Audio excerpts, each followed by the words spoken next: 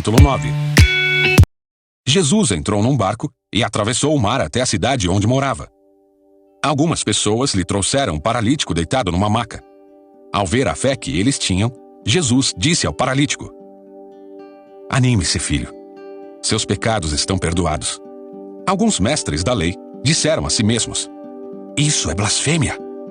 Jesus, percebendo o que pensavam, perguntou: "Por que vocês reagem com tanta maldade em seu coração? O que é mais fácil dizer? Seus pecados estão perdoados? Ou, levante-se e ande. Mas eu lhes mostrarei que o Filho do Homem tem autoridade na terra para perdoar pecados." Então disse ao paralítico: "Levante-se, pegue sua maca e vá para casa." O homem se levantou e foi para casa. Ao ver isso, a multidão se encheu de temor e louvou a Deus por ele ter dado tal autoridade aos seres humanos. Enquanto Jesus caminhava, viu um homem chamado Mateus sentado onde se coletavam impostos. "Siga-me", disse-lhe Jesus. E Mateus se levantou e o seguiu. Mais tarde, na casa de Mateus, Jesus e seus discípulos estavam à mesa, acompanhados de um grande número de cobradores de impostos e pecadores. Quando os fariseus viram isso, perguntaram aos discípulos: "Por que o seu mestre come com cobradores de impostos e pecadores?" Jesus ouviu o que disseram e respondeu: "As pessoas saudáveis não precisam de médico, mas sim os doentes." E acrescentou: "Agora vão e aprendam o significado desta passagem das Escrituras. Quero que demonstrem misericórdia e não que ofereçam sacrifícios, pois não vim para chamar os justos, mas sim os pecadores." Os discípulos de João Batista foram a Jesus e lhe perguntaram: "Por que seus discípulos não têm o hábito de jejuar como nós e os fariseus?" Jesus respondeu: "Por acaso os convidados de um casamento ficam de luto enquanto festejam com o noivo? Um dia, porém, o noivo lhe será tirado e então jejuarão. Além disso, ninguém remendaria uma roupa velha usando pano novo. O pano rasgaria a roupa, deixando um buraco ainda maior. E ninguém colocaria vinho novo em velhos recipientes de couro.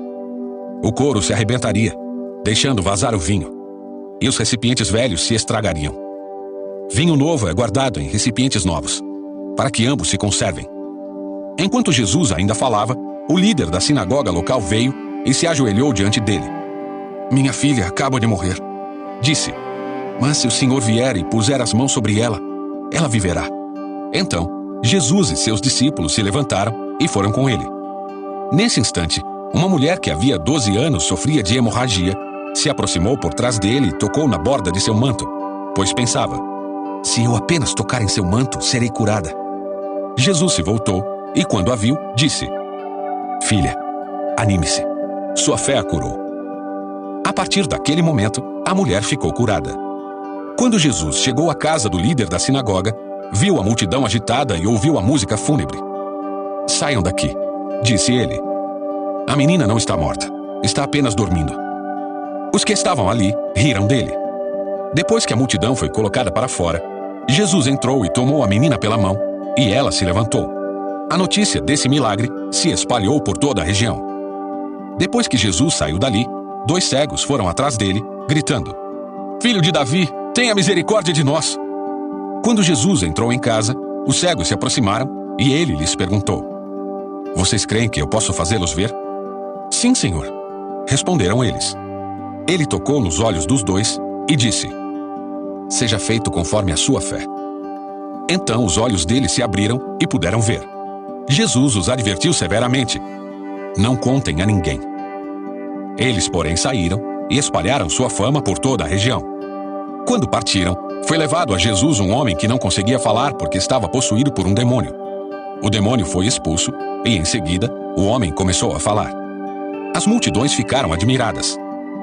"Jamais aconteceu algo parecido em Israel", exclamavam. Os fariseus, contudo, disseram: "Ele expulsa os demônios, porque o príncipe dos demônios lhe dá poder."